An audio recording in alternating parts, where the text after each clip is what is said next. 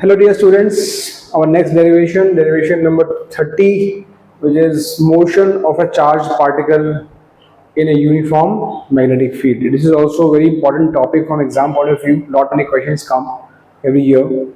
Now when we talk about motion, that means what we are trying to derive. We are trying to derive because this particle will undergo a circular motion, so we will be interested in deriving the radius of this circle, the time period, and the frequency, right? So let's just get on with this. First let's understand why there will be what kind of motion it will execute. First let's understand that. So visualize a magnetic field which is perpendicular to the plane of this smartboard going inside. Okay, it's a uniform magnetic field. Now a charged particle is entering from at this point, right? Now what assumption we have taken, or the flavor we have taken, particle is moving perpendicular to the B. That means its initial velocity is perpendicular, when its initial velocity is perpendicular to magnetic field. So magnetic field is like this and the velocity is shown like this. So you see the angle is 90 degree. That means V is perpendicular to B. Particle is entering at 90 degrees to the magnetic field. ना अभी इस पे force देखते हैं, तो force निकालने के लिए मान लेते हैं कि पॉजिटिवली चार्ज पार्टिकल है, ठीक है? तो फोर्स कैसा आएगा? Direction of current would be thumb, right? And this is magnetic field, fingers in the direction of magnetic field, right hand palm rule number 2. सो यहाँ से आपका ये होगा मैग्नेटिक फील्ड और ये है डायरेक्शन ऑफ करंट. करंट ऐसे क्यों है? क्योंकि पॉजिटिवली चार्ज पार्टिकल है, तो पॉजिटिवली चार्ज पार्टिकल के लिए करंट हम ऐसे ले लेंगे. तो फोर्स कैसा आया? इनसाइड. सो ऐसा आएगा. तो force is perpendicular to the velocity. You can see velocity was like this, force is like this. अच्छा, जब भी लाइफ में फोर्स ऐसा लगे कि आपकी वेलोसिटी के परपेंडिकुलर हो, तो कैसा मोशन एक्सिक्यूट करता है पार्टिकल? Yes, circular motion. ठीक है, देखते हैं क्या ये थ्रू आउट सर्कुलर मोशन रहेगा. तो किसी एक और पॉइंट पे देख लो, मान लो इस पॉइंट पे इसकी करंट की डायरेक्शन ये हो गई, magnetic field is still inside, तो फोर्स इज लाइक दिस. इस पॉइंट पे forces like this, you can see magnetic field current. इस पॉइंट पे फोर्सेस लाइक दिस. तो आप देख रहे हो सब जगह force is always directed towards a central point which will become eventually the centre of the circle, and this particle will execute a circular motion. अब सर्कुलर मोशन एग्जीक्यूट करेगा तो उसको चाहिए सेंट्रीपिटल फोर्स, और इस केस में वो centripetal force कहां से आ रहा है? इस केस में centripetal force is coming from the Lorentz force QVB sin theta, because ultimately it's a charge particle moving in a magnetic field. तो फोर्स जो है QVB sin थीटा, वो QVB sin थीटा इसको दे रहा है सेंट्रीपिटल फोर्स. तो यहां से हमारा स्टार्टिंग ऑफ डेरिवेशन हो गया. सेंट्रीपिटल फोर्स की फॉर्मूला क्या होता है? mv²/r. ठीक है, mv²/r. तो force comes from the Lorentz force, तो mv²/r किसके बराबर होगा? QVB sin theta. अब v is perpendicular to b हमको मालूम है, हमने केसी वही लिया है. When v is perpendicular to b, तो थीटा इज 90 डिग्री. तो यहां से जाएगा mv²/r is equal to QVB. यहां से आप देख लो, तो r is equal to r को साइड ले जाओ, ठीक है, एक v² से v कैंसिल हो जाएगा, तो it will be mv/qb. This is the formula for the radius. ठीक है, अगर हम mv को मोमेंटम बोल दें, mv क्या मोमेंटम होता है, इसको मोमेंटम बोले, तो अगर ज्यादा मोमेंटम होगा पार्टिकल का, मतलब या तो मास या वेलोसिटी में से कोई भी चीज अगर ज्यादा हो, मोमेंटम ज्यादा हो, तो रेडियस उसकी ज्यादा होगी.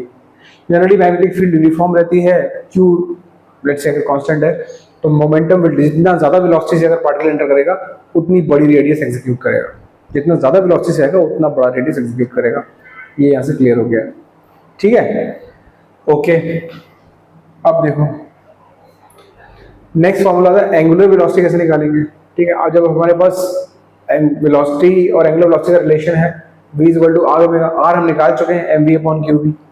r हम निकाल चुके हैं, mv/qb. तो v is equal to r omega में हम r के जगह क्या लिखते हैं? mv/qb into omega. तो यहाँ से ओमेगा क्या आ जाएगा? v और v कैंसिल हो जाएगा, omega is equal to qb/f. तो यहाँ पे इंटरेस्टिंग रिजल्ट सामने आ रहा है कि एंगुलर वेलोसिटी उसकी, मतलब उसका जो रोटेशन का जो स्पीड है, वो उसके वेलोसिटी पे मैटर ही नहीं करेगा. It will not depend on the velocity, कितना स्पीड से आ रहा है, कितना वेलोसिटी का मैग्नीट्यूड कितना है उससे कुछ फर्क नहीं पड़ता कि उसकी एंगुलर फ्रीक्वेंसी क्या होगी. It is independent of velocity. It will only depend on q by m which is specific charge per unit mass and the magnetic field. अगर मैग्नेटिक फील्ड को हम यूनिफॉर्म कर लें, कांस्टेंट कर लें, तो only the specific charge per unit mass will decide कि उसकी एंगुलर वेलोसिटी क्या होगी. जिसका स्पेसिफिक चार्ज ज़्यादा होगा उसकी एंगुलर वेलोसिटी ज़्यादा होगी. ठीक है. अब टाइम पीरियड निकाल लेते हैं. टाइम पीरियड क्या होता है? 2 पाई बाई ओमेगा. ओमेगा निकल गया तो टाइम पीरियड फॉर्मूला क्या होता है? 2 पाई बाई ओमेगा हम जानते हैं. So 2 pi by omega, omega क्या है? Q B by m. लगिन किया तो 2 pi M upon Q B.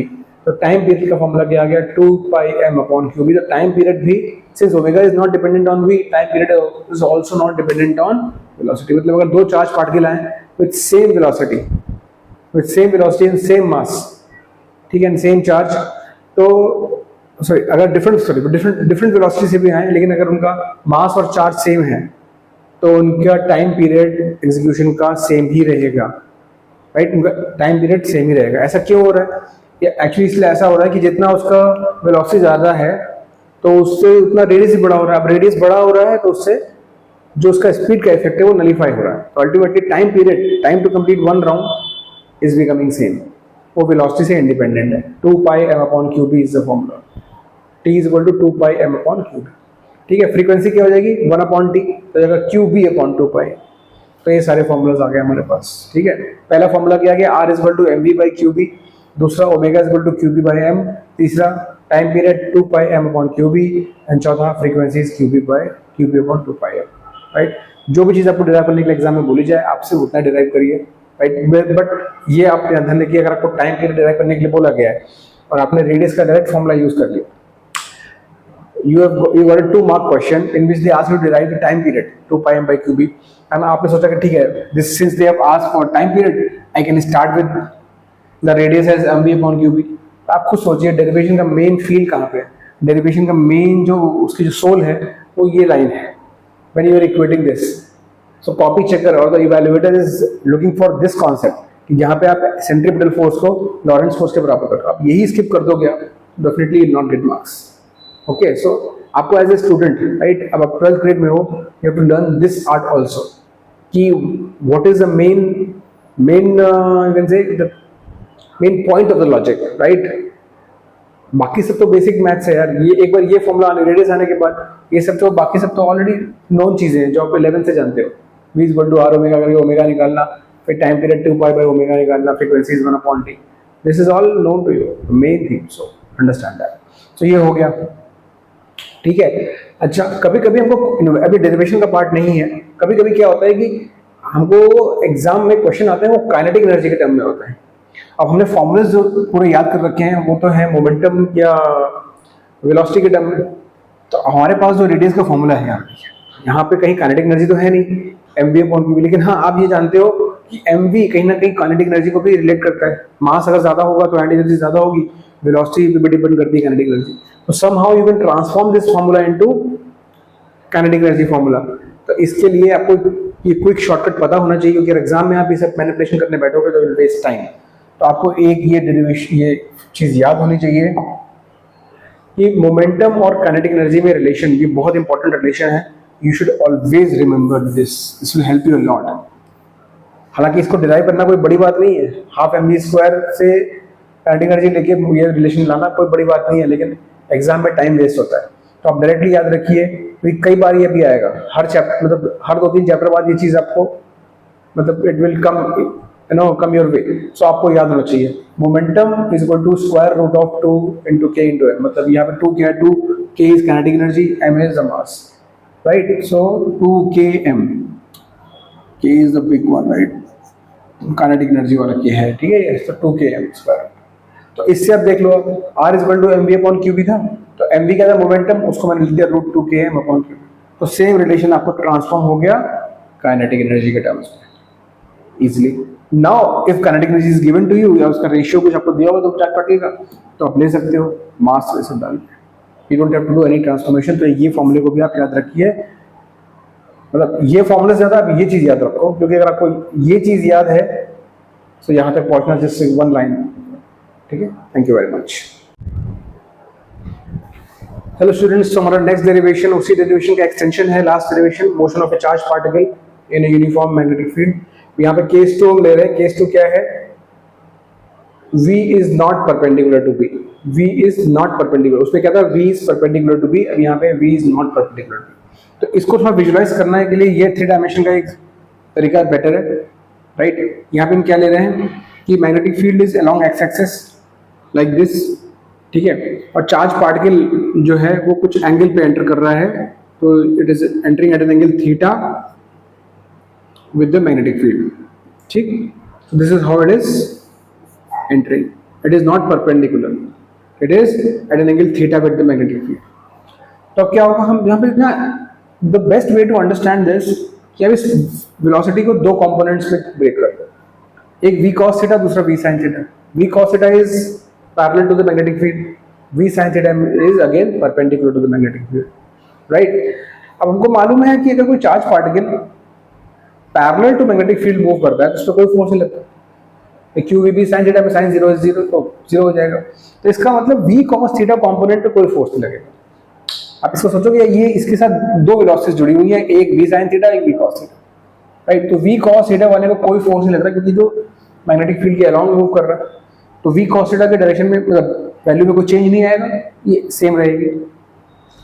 v sin theta वही पुराना वाला केस है हमारा, it is a velocity perpendicular to b, तो इसमें तो वही चीज सेम कॉन्सेप्ट लग जाएगा। It will make the charge particle undergo a circular path, जहां रेडियस जो हमारी mv अपॉन qb थी वहां पे mv की जगह v sin थीटा आ जाएगा, बाकी सब कुछ सेम रहेगा। तो एक अब इस इमेजिन करो इस चार्ज पार्टिकल को, एक चीज एक वेलोसिटी इसकी है जो परपेंडिकुलर, वो इसको बोल रही है कि तुम्हें सर्कुलर पाथ में जाना है, सर्कुलर पाथ में जाना है, और दूसरी वेलोसिटी इसको क्या बोल रही है कि तुमको आगे जाना है। इमेजिन करो एक पार्टिकल जिसको एक चीज है जो सर्किल में घुमा रही है इस तरीके से, और दूसरी चीज बोल रही है तुमको आगे भी बढ़ना है, तो धीरे धीरे ये आगे भी बढ़ता जाएगा ऐसे, राइट। तो यहां से स्टार्ट कर रहा हूं, लोग धीरे धीरे आगे जाएगा। क्यों? जो v cos थीटा वेलोसिटी है वो उसको आगे पुल कर रही है, v cos थीटा उसको धीरे धीरे आगे पुल कर रही है, और v sin थीटा उसको बराबर से सर्कल में घुमा रही है। So this path will look like this, इसको बोलते हैं हेलिकल पाथ, ठीक है। So when it enters at an angle, this will undergo a helical path, मतलब कोई भी एंगल जो 90 डिग्री ना हो, ठीक है। अच्छा, इस केस में डेरिवेशन हमारा क्या होगा? कुछ डेरिवेशन दोबारा करने की जरूरत नहीं है, because r is equal to mv upon qb, बस v की जगह आ जाएगा v sin theta upon qb। t same रहेगा, t was not having v at all, तो it will 2 pi m upon qb। अब यहाँ पे एक नई चीज आती है, राइट, पिच। कोई भी हेलिकल पाथ में चीज चल रही है उसका पिच क्या डिफाइन होता है? Distance travelled along the magnetic field, मतलब मैग्नेटिक फील्ड के डायरेक्शन में कितना डिस्टेंस ट्रेवल करेगा इन 1 टाइम पीरियड, मतलब जब तक इस सर्कल का एक राउंड कंप्लीट करेगा उतनी देर में आगे कितना जाएगा। That is what we are intending to figure out, right. तो अब यहाँ पे v cos theta is the velocity which is not changing, right, और कितना टाइम मिल रहा है इसको? 1 time period which is 2 pi m upon qb। तो v cos theta velocity into time will give you the distance, so pitch will be v cos theta into 2 pi m upon qb। This is the formula for pitch. Thank you very much.